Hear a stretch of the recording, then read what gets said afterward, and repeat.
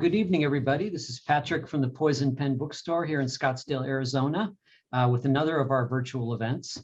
And tonight we have a special treat for you. This is our good friend, historian, journalist, Jeff Guinn, who has just a terrific new book out called The War on the Border, via Pershing, Texas Rangers, and an American Invasion. And welcome, Jeff. It's great to see you again. Well, I always love being associated with the Poison Pen. I wish I could be there on location, but since I can't, thanks for inviting me this way. Yeah, well, we were chatting a little bit before we got started here, and there's so much to talk about with this book. So we've got tons of questions, but we'll just dive in. But for those of you watching on Facebook, which I guess is everybody, if you have questions for Jeff, go ahead and put them in the comments field, and I'll do my best. I'm kind of flying solo here tonight, but I'll do my best to kind of watch the comments, and I'll be happy to ask some of your questions. And also, I should say that Jeff was kind enough to sign a batch of books for us. So we have a dwindling supply of signed first edition copies of The War on the Border. So that's my shameless commercial plug. We'll get that right out of the way. But let's see here. Let's just, I was talking to you a little bit before about my own personal connection to this whole bit of history, and that it's either my great or my great grandfather was stationed down in Fort Huachuca during this whole time, and he was in the 2nd Cavalry, I think it was. And my father and I haven't been able to determine whether or not he actually was on this Punitive Expedition or not, but you've just given me a tip on how to find out for sure. So I'll take you up on that. But, as you said, this is not just dry, dull facts. This is history, this is real lives. These conflicts that take place in this book reverberate to this day.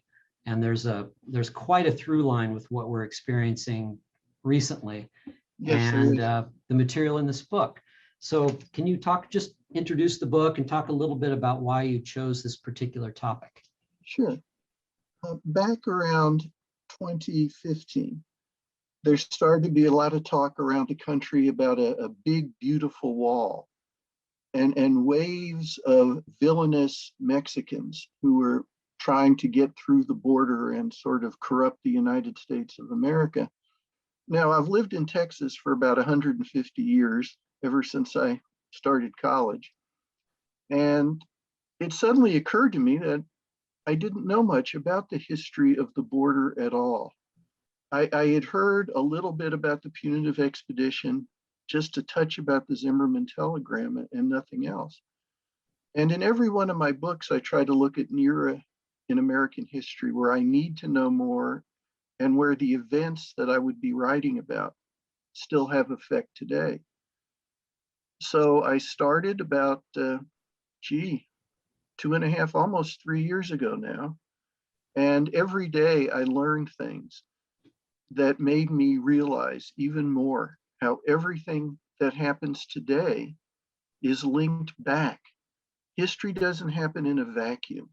And if we really want to understand these problems that, at least in theory, are threatening us today, then it's a good thing to look back where it all started. And it started more than a century ago. Where would be, I guess a good place to sort of, we don't want to, this is history, so there are no spoilers. It's on record what happened. Right. It's not like we're talking about a mystery novel, but the way you unfold the story is so well done and so engaging, and it reads, like a novel in some ways, which is an amazing feat. Would you say a good place to sort of start a discussion would be maybe 1911, when Diaz it kind of set the stage for what happens between 11 and 1916? Sure. For many years, the president of Mexico is an elderly man named Porfirio Diaz. Diaz's basic way of administering this sprawling nation is to make friends with American business conglomerates, bring American business into Mexico, particularly the northern states. And then he and the haciendos, the great ranch and landowners of Mexico, many times will form partnerships with the Americans. And the Mexican economy does in fact flourish. But there's a hidden problem here. There's a lot more money in Mexico now, but that money is just going either to the rich landowners or the American businessmen who've come in. Only 9% of over 1 million square miles of arable land is owned by the Mexican peasantry, the working class people. And so there is this tremendous resentment that builds up against Diaz and, quite frankly, against the Americans. Some generals revolt against Diaz. They include a number of colorful characters. The best known is a guy named Francisco Villa, who the American press dubs Pancho. And the ensuing struggle there draws the ire of the American business community and the American government. For American businessmen, they don't want these revolutionaries messing up a good thing. And they very much expect if the Mexican government can't get Villa and the other revolutionaries under control, then the American army can damn well do it. And you got Zapata too. Right, but Zapata, and this is one of the things I had not understood. I'd heard about Zapata almost as much as Villa. Yeah. But Zapata basically was fighting for his home state just south of Mexico City. And he was pretty much anchored in place the whole time. Villa is up in all the northern states. He's the one that's going to get most of the attention from the Americans because he's the one that's in their faces. Now, after Diaz is deposed, we start going through presidential administrations in Mexico, kind of like you and I would go through a pack of chewing gum. There's someone in, there's someone out, there's alliances that the next day turn into antagonism. It's pretty nutty in a way.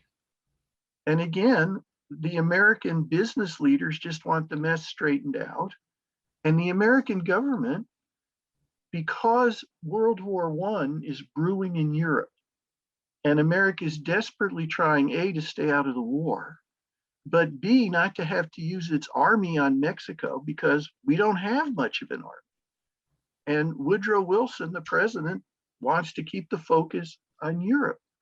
So nobody knows exactly what to do until the United States makes a really dumb decision. And I'm sorry to say it, it doesn't mean I don't love my country or respect my government. But they get word that the German government is about to send a boatload of weapons to the Mexican federales who are fighting Villa and some others. And that's no good for the Americans. We have the Monroe Doctrine. No outside country is supposed to mess around in any territorial battles that might affect our security. And this shipment of arms is supposed to go into the port city of Veracruz. So what America does, what Woodrow Wilson does to send a message to everyone involved, is he simply sends in some warships with instructions to occupy Veracruz and turn back the battleship for these illegal weapons that are coming in. And we go a little overboard, basically bomb the heck out of Veracruz's harbor, go in and occupy the city. And Mexico takes this as an invasion. Hey, they're coming in, they're shooting at us, they're taking one of our big port cities. Though Mexico made some other, shall we say, wrong decisions in the course of the next few years, can you blame them this time?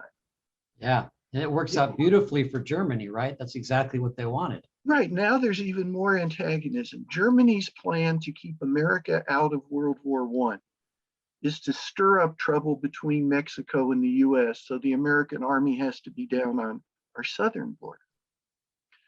We end up occupying Veracruz for almost 11 months. Once we get in there, we find out from the bill of lading on on the ship that all these arms supposedly illegal were purchased in New York City. They're actually American arms that are being delivered.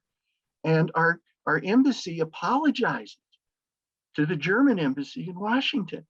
But meanwhile, here we are in Veracruz, and we can't very well just leave. That builds up antagonism. And when we finally do go, some months later, another problem is that the United States recognizes the presidency of Venustiano Carranza. He's the legal, as far as America is concerned, Mexican leader. But he's Pancho Villa's arch rival. Now, Villa, and by the way, don't we all think of Villa as sort of this cartoon character, kind of like Speedy Gonzalez in some ways, you know, with the big hat and the drooping mustache and everything? Kind of a folk hero. Well, the reason he was a folk hero is a great marketer. Yeah. He wanted the common people to see him as their ally. He dressed like them. He did his best to talk like them. He emphasized how he's the one trying to keep these terrible Americans out who have invaded us. And he comes up with an idea. And in 1915, Villa starts thinking, if he can do something to lure American troops down into Mexico, then he can tell the Mexican people they're doing it again. We're being invaded. Carranza can't stop them. You've got to turn to me. Yeah. So what can he do that's horrible enough that will make America, which doesn't want to get involved militarily in Mexico, to come in and do it again? That's the lead up to the Punitive Expedition. That's the context for what we're writing about in the book. And yes, and so the raid, Villa's raid on Columbus, you describe it in the book really, really beautifully. Can you tell us a little bit about Columbus itself, where it's situated? There's a nice section in the book about border towns and border town economy, which, you know, up and down the border, it's the same story in some ways. To this day too. Talk a little bit about Columbus and why he chose that particular town. Columbus is situated just 3 miles above the New Mexico border. And it's across the border from Palomas. And there's a lot of business traffic back and forth, wagons hauling goods, and there's tax offices on each side so that both countries can get their tax money. Now, this is something that happens sporadically along the border. For instance, Nogales in Arizona, the border basically goes on Main Street between Nogales in Mexico and Nogales in Arizona. But most of what they call the bifurcated cities, one on each side, they're fairly large. There's big contingents of military on both sides. Villa doesn't want that. He's been losing a lot of battles lately. He's got about 500 people with him, and most of them are reluctant conscripts. He said, you either come with me and fight or I'll kill you and your families. Charming guy, Villa, when he wanted to get his way. The thing about Columbus is it's on the border. It's got a bank. It's got some stores that might have supplies that would be useful to Villa. It's got a little army camp, he thinks, maybe about 50 soldiers in it, but there'd be horses and mules to steal. You go over the border, you absolutely devastate this little isolated American town. And then you wait. The American military is going to have to come to try to see what's going on and chase Villa away. Then he simply retreats into the northern Mexico states, his home area, with all the deserts and the mountains and few roads, and works and lets the Americans come right after him until they're so far into Mexico that he can say, they're invading us. What are we going to do? Unfortunately, he's made a couple of miscalculations.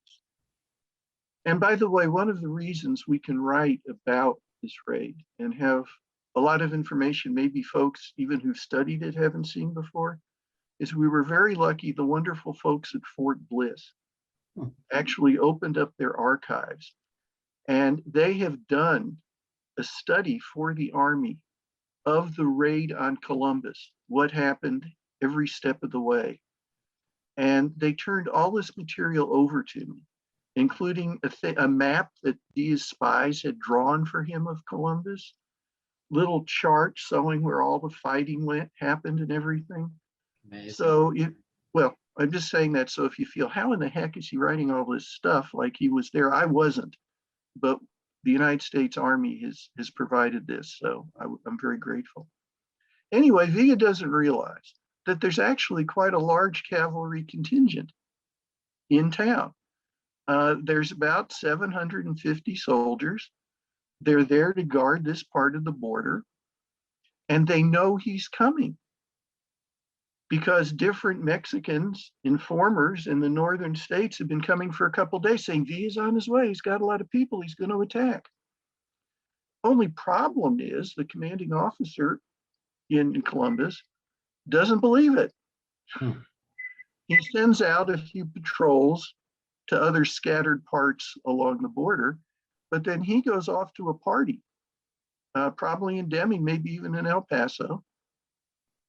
And at 4 a.m, March 9th, Villa charges in. For a while, it's a slaughter. Civilians are cut down just as Villa planned. They burn the civilian portion of Columbus. But there's still enough soldiers at Fort Bliss to fight sort of evenly. And Villa didn't expect that. He loses about 100 men. 18 people die in Columbus, which doesn't sound like much, except you've got to remember that this raid comes in the middle of the night. No one expected it. No one believed that any Mexican would dare cross the border. And until 9/11, this is the last and longest terrorist attack in modern American history. But the point being, Villa still accomplishes his purpose. He heads back south of the border. And now, what's the American government going to do? Can't allow this insult to pass. And so it's time for Woodrow Wilson to decide, what will we do? And Pancho Villa is sort of going, yeah. I mean, that's a silly term, but it's the equivalent about 100 miles deep into Mexico. And this is where everything starts to go nuts. And of course, Carranza's kind of trapped, right? Well, Villa's been very clever about that. His old enemy, Carranza, is the president. Now, what is Carranza going to do? His government can't survive without American support and the support of the American business community, which means if the Americans come for Villa, he's in a way got to support the American troops. At the same time, he can't allow Villa to be saying, Carranza's in league with the Americans. He's helping them do this. So what's Carranza going to do? And he was always a man who could make really bad decisions at critical times. And he lives up to that reputation here. First of all, he denounces Villa. Oh, that was a terrible thing. We're sorry it happened. But then he says that the American forces may not enter Mexico. Nope, you can't come. Absolutely not. And a few days later, here's General Pershing leading just over 4,000 men coming to catch Pancho Villa. And if he can't catch him, at least destroy the Villistas and set an example so nobody else will ever try it again. Wow. Well, I mean, before we get into talking about Pershing and the expedition itself, let's just talk just for a few minutes about the border itself. And up until that point, it's very interesting, as a student of especially the Apache Wars and the Indian Wars. Right. It's really interesting, just what 1886 is when Geronimo finally was taken down. But, he used the border very strategically, to slip back and forth into Mexico, into the Sierra Madres and back, where the Americans weren't supposed to follow.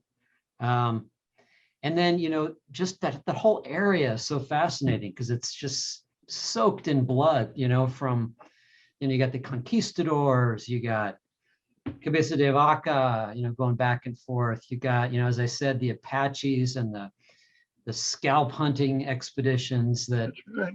that Cormac McCarthy uses for Blood Meridian. And that history is so steeped in violence and bloodshed.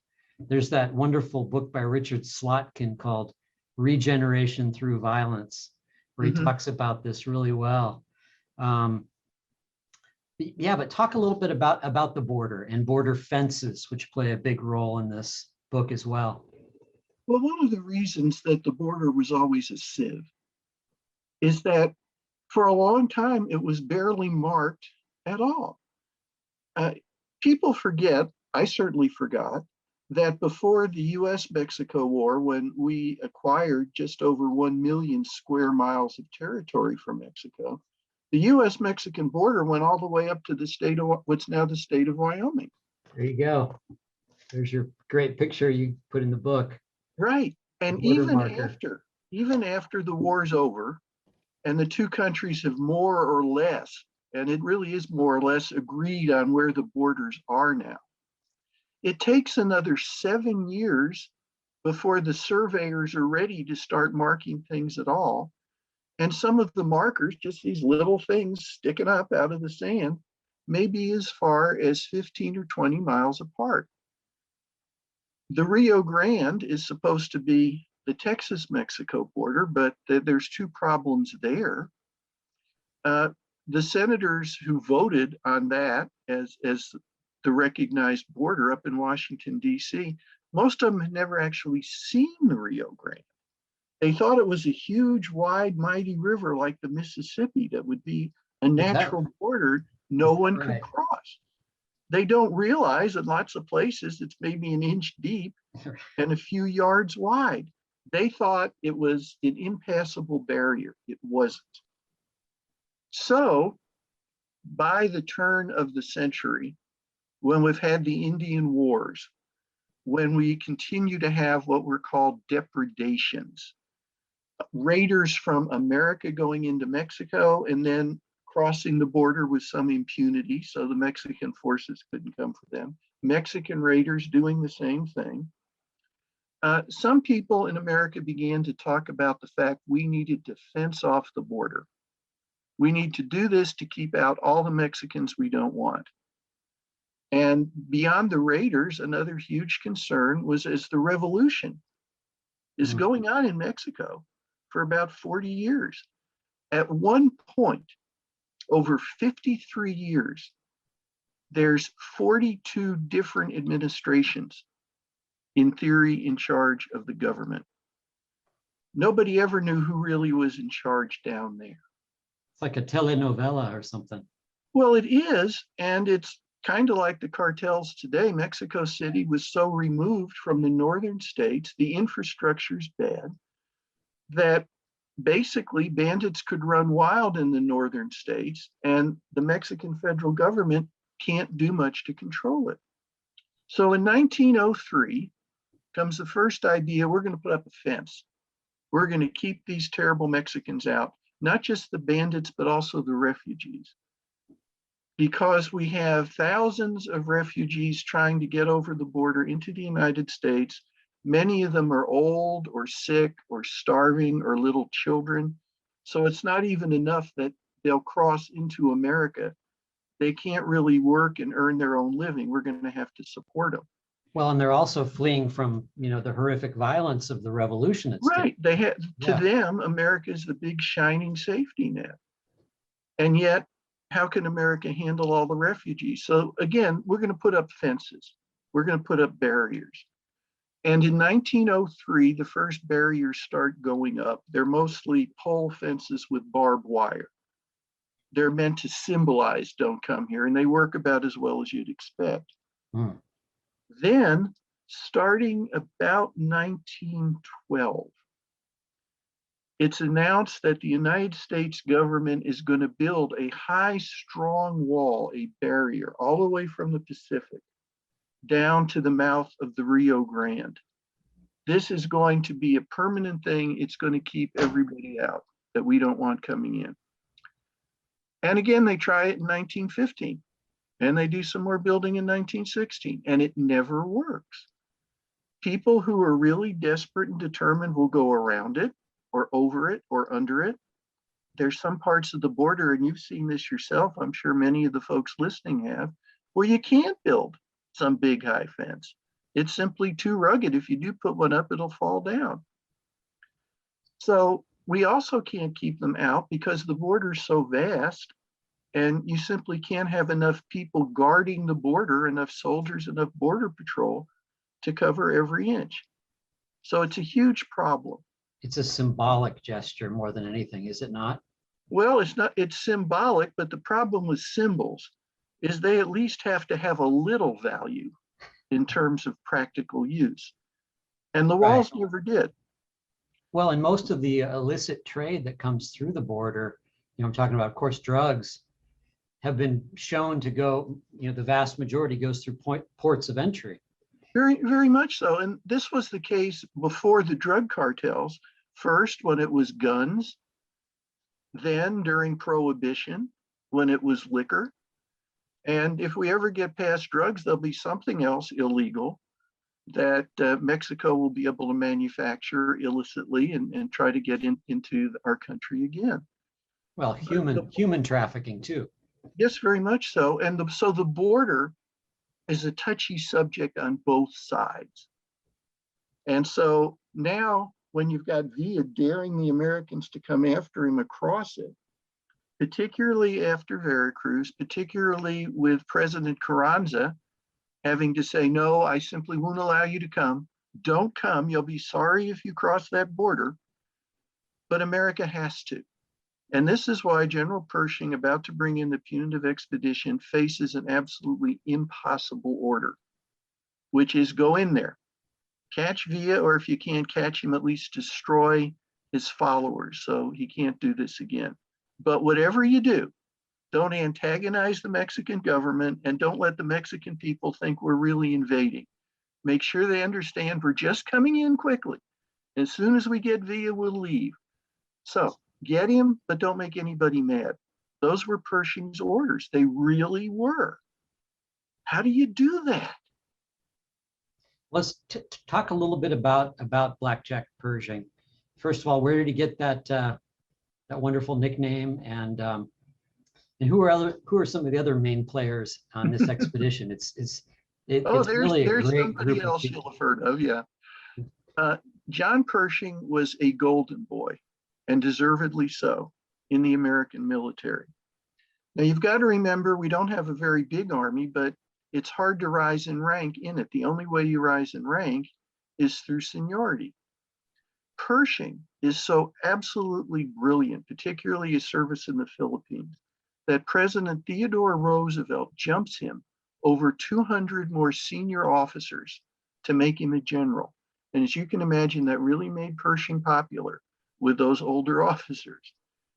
But he is in charge at Fort Bliss in El Paso, a critical part of the American border. And even though this attack has occurred in New Mexico, nearly 85 miles away, it's obvious that Pershing is going to be the choice to go down and run it. Pershing initially takes about 4,000 troops. He'll end up having 10,000, but at first it's going to be 4,000. And for other up-and-coming young officers at Fort Bliss, boy, you want to go, you want to attach yourself to this, because when Pershing catches Pancho Villa, there's going to be glory, maybe enough to go around to build some other reputations. And the most ambitious young shave-tailed lieutenant in the United States Army is right there. And his name is George Patton. Now, Patton, again, some people don't know, represented America in the Olympics already in his early years. He was maybe the best shot in the Army. He was a great student of military history. He even invented the Patton saber that the American cavalry would carry into combat. This is all wonderful, and he's still a second lieutenant. He's 30 years old. He's got to go on this expedition, except he is not one of the officers chosen by Pershing to go. But Patton has one advantage here. Patton's kid sister is living with Patton and his wife in Fort Bliss, and she has caught the eye of General Pershing, a widower. And they are, in the jargon of the day, stepping out together. So Patton's going to have the sister kind of put a little bug in her boyfriend's ear. And when that doesn't quite work, Patton simply appeals to Pershing. You've got to take me. Pershing, who was a wonderful soldier, and he was a great tactician, and he understood how to work with civilians, but he didn't have a lot of patience with mouthy young officers. He said to Patton, "Can you give me any reason why I should take you?" And Patton said, "Because I want to go more than anyone else." Pershing decides to teach him a lesson. A couple days later, he calls Patton at the crack of dawn and said, "Even if I took you, how long would it take you to get ready?" And Patton said, "Oh, I've been packed a long time. I can come right now." Pershing says, "I'll be damned. You can come." And this is how George Patton joins the Punitive Expedition, and only a few months later really will distinguish himself in the annals of military warfare. Wow, it's such a great story. Well, they're great characters. Yeah. Well, and then also that, technology is changing the game rapidly, and a new style of, warfare is coming into. This is the last, the mounted cavalry, is going to become, of course, the armored cav at some point, and you've got, the Buffalo Soldiers, and then of course Cavalry. The Texas Rangers. There's a lot going on, but a lot is going to change in the next few months. The bulk of Pershing's initial force is cavalry, but there are also, for the first time, dozens of trucks coming along. The trucks are hauling supplies. The problem, of course, is they need gasoline. Your supply lines are going to be longer and more complicated. Roads. Well, and not only that, but Pershing and his officers travel in automobiles. They have Oldsmobiles. They're going to drive, but the roads basically end at the border. So you've got to have corps of engineers, and you've got to have bulldozers and equipment actually building roads as they try to go south. Remember, Villa and his men are on horseback. They know exactly where they're going. Then there are 8 airplanes assigned to the Punitive Expedition. For the first time, the American Army is going to use airplanes, not for battle. The planes don't have machine guns or anything else. Yeah. But they're going to be used to scout for Villa's troops. They're going to be used to take messages. They're going to be great, except for 2 little problems. Number one, they're so fragile, they're going to break easily. And number 2, they're so underpowered. And nobody appreciated, because so few of the Americans had been into Mexico, how high some of the mountains were, and the planes didn't have enough power to get over them. Within 10 days, 7 of the 8 planes are completely disabled, and the 8th one breaks down a few days after that. Let me hit pause. Let me hit pause for just a second, because I have a really interesting comment from one of our viewers, Fred. Sure. Fred, who says, he says, "Did your research come across records of those who served in the expedition?" Yes.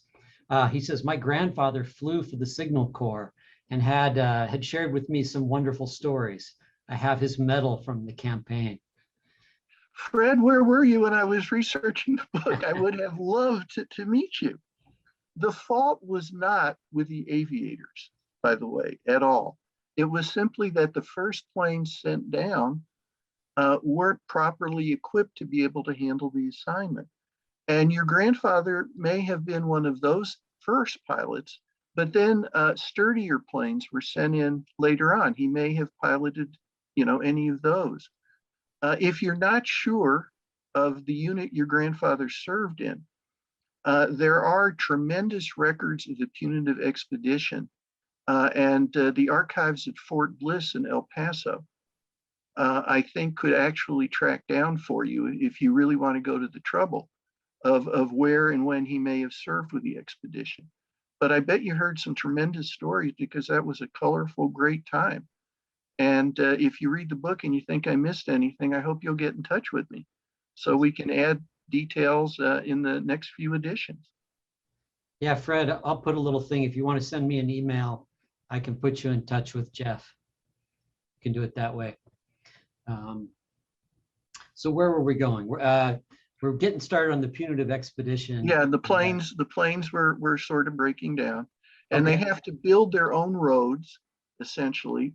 They have to string telegraph wires so they can stay in touch.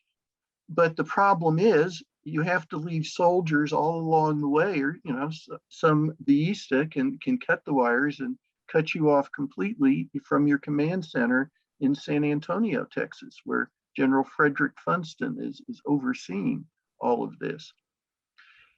Well, the problem being not only that V is hard to catch, but that almost instantaneously Mexican federal forces begin to shadow the Punitive Expedition as it moves south.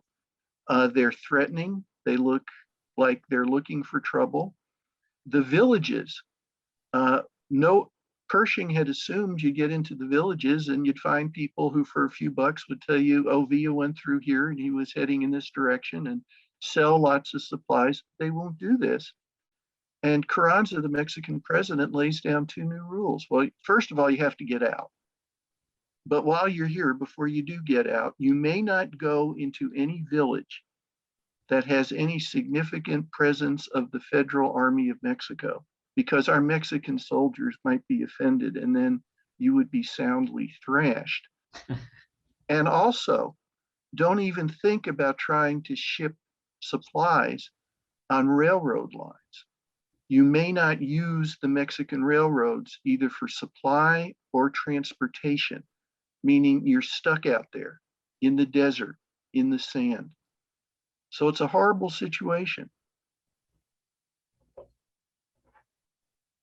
And okay, and so in the book, just to kind of go back a little bit, there is a nice little map where you show us exactly the route the expedition took.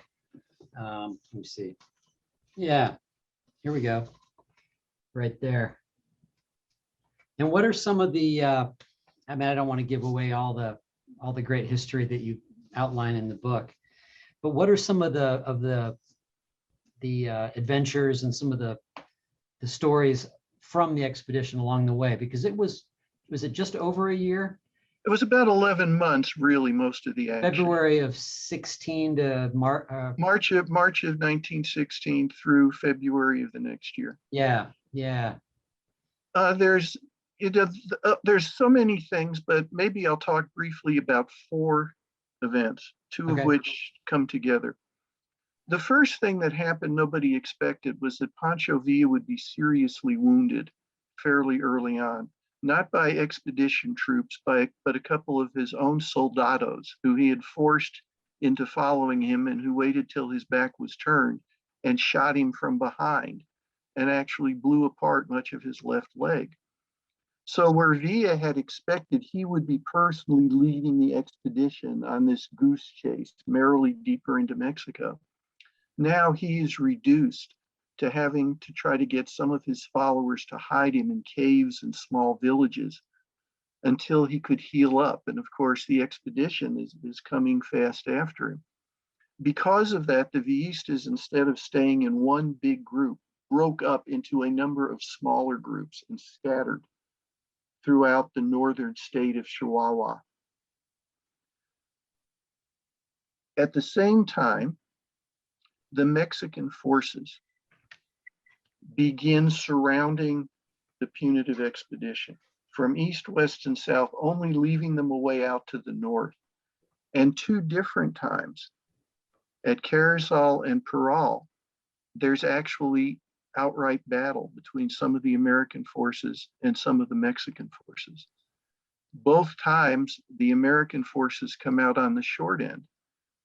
They're attacking entrenched positions.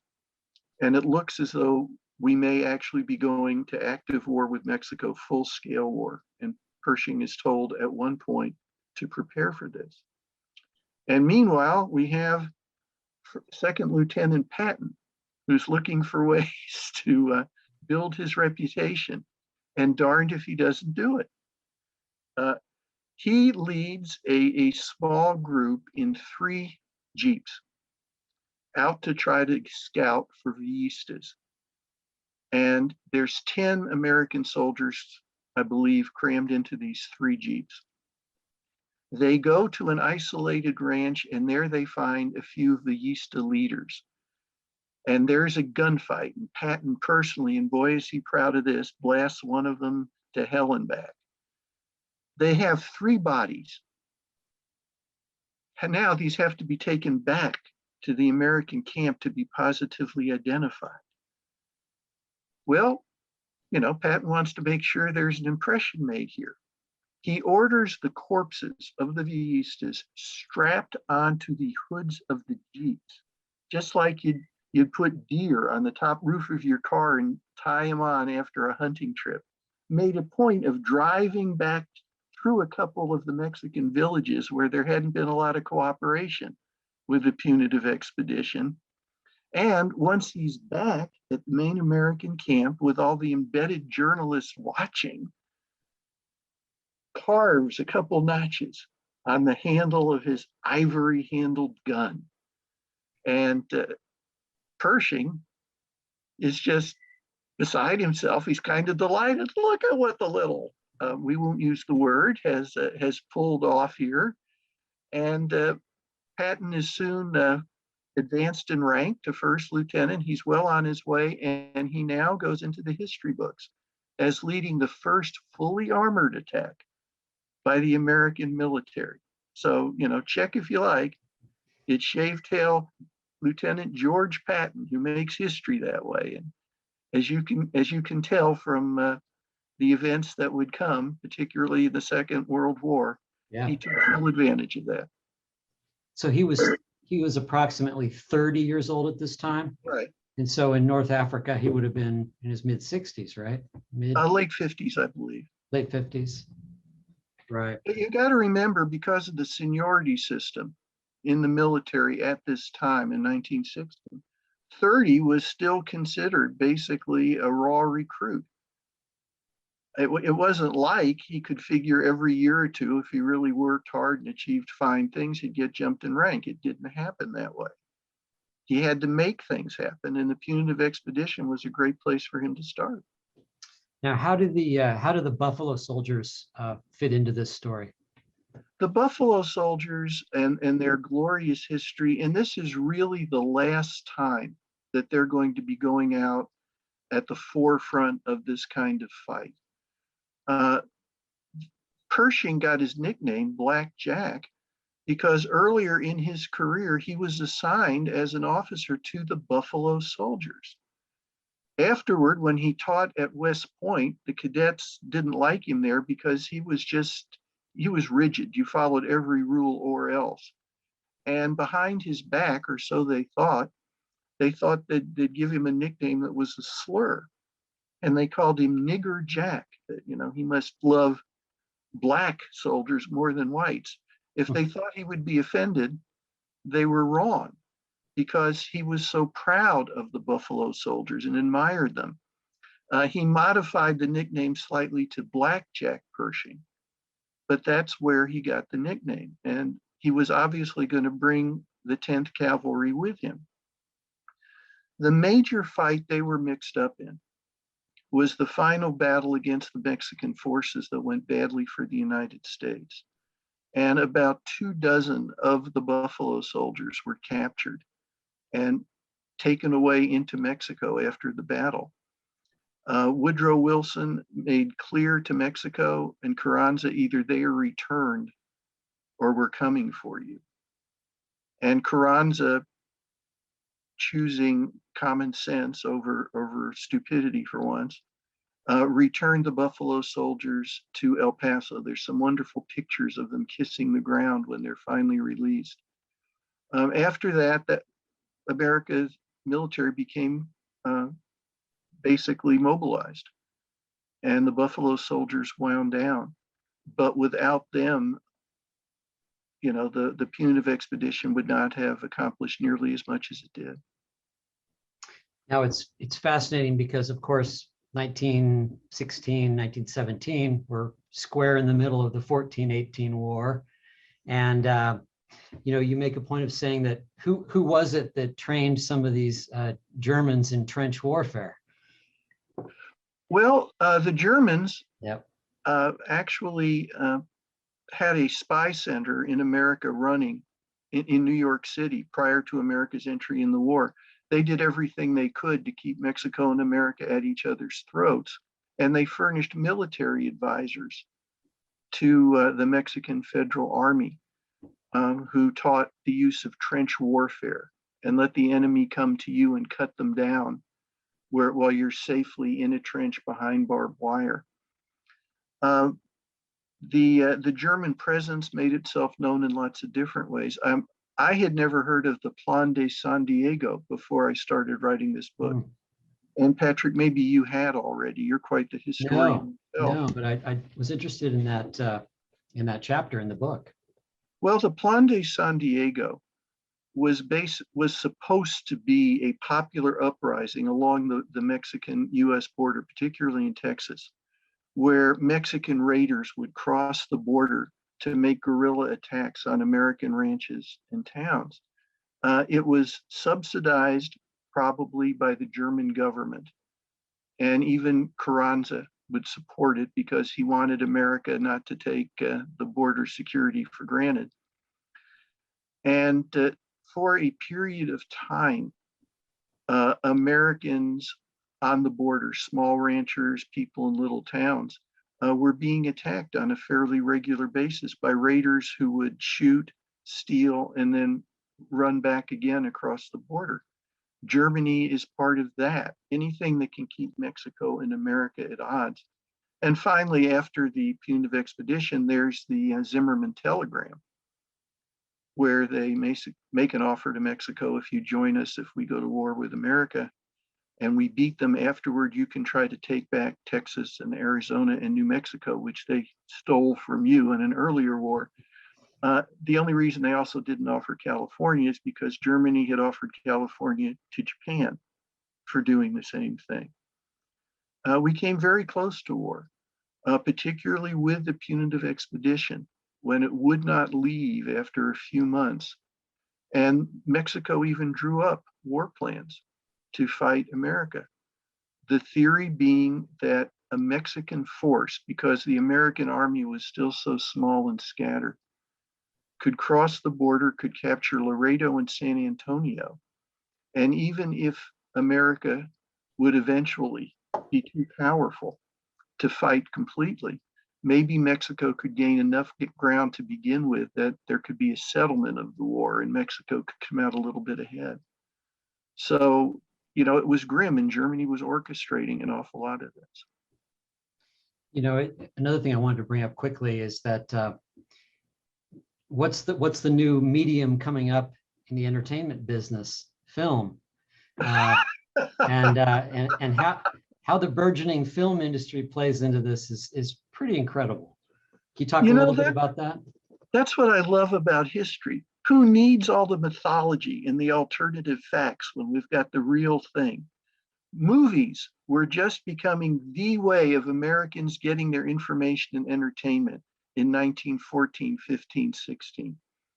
Pancho Villa sold the film rights to his revolutionary battles to a movie production company in Hollywood. And when he would go into battle, he'd not only have his villistas, but he'd have film crews staggering along with the cameras and boom microphones trying to capture everything.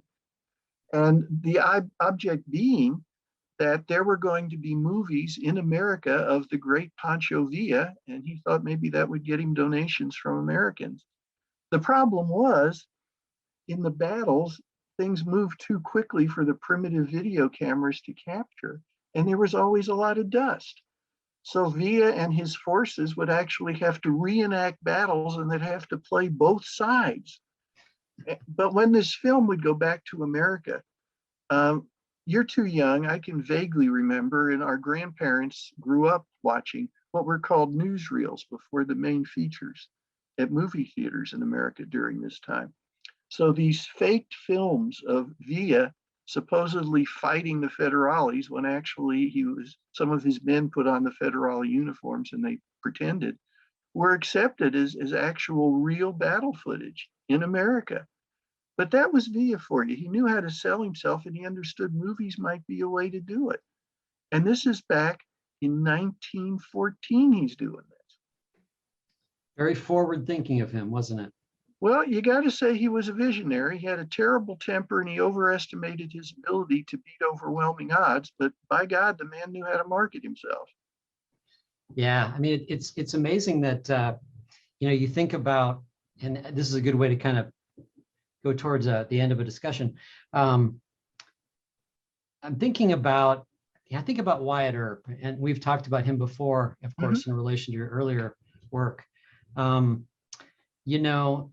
His career and his life is such an interesting arc, going out of the end of the frontier era, well into the 20th century, moving into Hollywood, and working in the film industry in some capacity. It's fascinating because you talk about the building of the mythology of the West. That's right. The Old West. This is such an interesting period at the tail end of the frontier period, really. And it's Hollywood and other, like the pulp westerns and the penny novels are very busy, quickly mythologizing this. And in a lot of the first nonfiction works we have about these important figures of the West, I mean, I know more of the American Indian stuff, but like the early Crazy Horse or Stanley Vestal's Sitting Bull, a lot of these early nonfiction accounts in some ways perpetuate the myths. And your work and what you do, I'm thinking specifically with the book about the OK Corral, is an interesting reassessment of these historical events and trying to sift through the mythology and see what really happened. And in some ways, that's what you've done here as well. Would you agree? Well, that's what all my books in some way or another are about, to separate the myth from what really happened. And I promise this always is the case. The real events, the real history, those things are far more fascinating than the made up stuff. There's a lot more layers, there's a lot more nuance. And a lot of the problems we have today, when I was writing The Last Gunfight about the OK Corral and Wyatt Earp, I was struck by the issues of gun control, property taxes, and less or more federal government interference in state and territorial events, how these are still issues that we debate today. And as we know, it's hitting a volatile point over and over, with war on the border, from a big, beautiful wall to who are these refugees coming and what are our responsibilities to them, and how do we decide who we want to let in and who we don't, and the ongoing antagonism, and it is antagonism, between Mexican citizens and American citizens. None of these things are brand new. Right. The reason we really study history, besides the fact it's so darn fascinating, is because there's lessons we can learn. And the main lesson is, if we don't decide we are going to sit down pragmatically and cooperatively and address these issues, from immigration to border security, and we have to do it with Mexico, not against Mexico, then you and I are talking tonight about things that happened with our grandparents and great-grandparents. And in 100 years, our great-grandchildren will be talking about why in 2021, we didn't try to solve these problems that have been ongoing, so they didn't have to try to deal with them a century later. Yeah, it's remarkable too, when, as you say in the afterword of the book, you kind of sum up, some of the parallels are really striking, in some ways. The Spanish flu coming in 1918. Right. Yeah, it's incredible. And I don't want to outline all of it because I want people to read this wonderful new book. It's funny. Oh, just briefly, before we got started, I was kind of nerding out with Jeff Guinn, and we were talking. I brought in some of my little show and tell books. Yep. And can you talk a little bit about Frank Tompkins, who wrote this this account, which is pretty Sure. romantic? I would suggest that anybody who really cares about this era in border and military history should know about Frank. He is in Columbus when Villa attacks. He is the first officer to rally the American troops there and actually chases Villa 15 miles into Mexico. Later on, he is one of the officers who leads troops into one of the battles against the Mexican federal troops. He's in the middle of it all. His memoir, as most memoirs are, is comprised, maybe 30% fact and the rest wishful thinking. But it does represent, I think, wonderfully well the military point of view at that time towards Mexico and Mexican troops.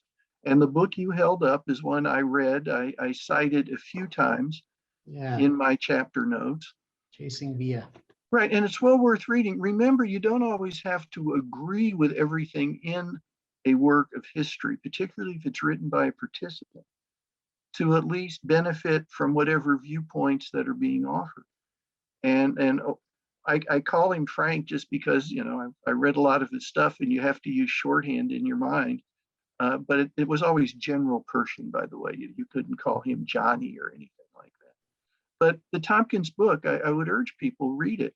The Poison Pen is going to have an awful lot of fine books that I used as resources. And their staff there is just amazing. And if you want suggestions for things, they're always good. I wish to hell, lots of times I lived in Arizona so I could go to the Poison Pen all the time. I would if I did. Well, thanks so much, Jeff. I appreciate you saying that. And just for fun, we were talking about some of the Pancho Villa novels that are out here. Oh God, that one. Here's a classic. Well, yeah, classic is one word. Yeah, right.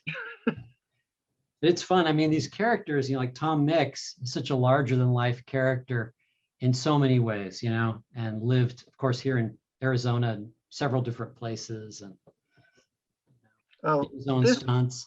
This book, how could you go wrong with all the different characters that you got to write about? Right. I mean, I was entertained as I was researching it. I hope people will be entertained when they read it. Oh, I think they definitely will be. And it's also, it's also very, as we've been saying, it's a very revealing book about just seeing how there is a distinct through line between this era and today, and that a lot of people might not realize, and so, well, what else are you working on? I know you always have some project going. What's next? Well, I'm actually looking at a couple different things right now. I try to alternate my books in different years of American history. And I'm thinking this next time I may write a little bit closer to the present. I'm particularly interested right now, I'm struck at the emerging conflict between religious freedom and secular law, that everything's cyclical. This happens every once in a while in American history. And I think it's happening again. So I may just try to find some incident that most people today will know about, that it happened in, let's say, the not so distant past, and try to build a book around that to show the context, the whole history of this issue in America. And particularly, again, how the things we're arguing about today, we've been arguing about for centuries. Yeah. Maybe it's time we stopped and faced them and tried to work things out for good. Never happened. No, but at least we should try. Yeah, absolutely. Absolutely. Well, Jeff, it's been a delight to talk with you as always.